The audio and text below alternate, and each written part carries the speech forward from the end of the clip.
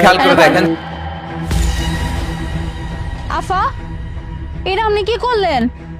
আমার এই কাগজে করে কেন খাওন দিলেন? ওই সাহেবরা তো কত সুন্দর প্লেটে খাওন দিছেন। আমি তো আপনার কাছে চাইছি ওই যে ডাল আর ভাজি এডি চাইছি, আপনি আমারে কি দিলেন? একটা পেঁয়াজ দিলেন আর পরোটা দিলেন, তার পোড়া পরোটা, আর হেরে কত সুন্দর ডাল দিলেন, পরোটা দিলেন, তা প্লেটের মধ্যে আমার এখানে পেপারে দিলেন। অ্যাকচুয়ালি আমাদের রেস্টুরেন্টে না আর কোনো প্লেট খালি নেই, একটা প্লেটই খালি ছিল, তাই ওই প্লেটে ওনাকে দিয়েছি আর তোকে পেপারে দিয়েছি। আর তোর মতো ফকিন্নিকে যে পেপারে দিয়েছি এটাই তো অনেক, চুপচাপ খেয়ে নে। আর তোর মতো ফকিন্নিকে যে আমি পরোটার পেঁয়াজ দিয়েছি এটাই তো অনেক বেশি, তাই যেটা দিয়েছি চুপচাপ খেয়ে নে। আফা, এটা কেমন কথা বললেন? হ্যাঁ, আমি কি কাস্টমার না? আমি কি টাকা দিব না?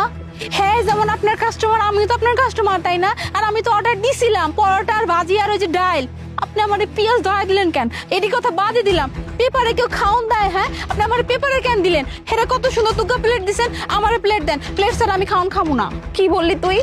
তুই নিজেকে আমাদের এই রেস্টুরেন্টের কাস্টমার দাবি করছিস? হ্যাঁ, তুই তোর বিপরীত দিকের মানুষটাকে দেখেছিস? হ্যাঁ, উনি কিরকম গেটআপে এসেছে, আর তুই একটা ফকিন্নির মতো এসেছিস। তোকে যে আমরা আমাদের রেস্টুরেন্টে ঢুকতে দিয়েছি এটাই তো অনেক বেশি।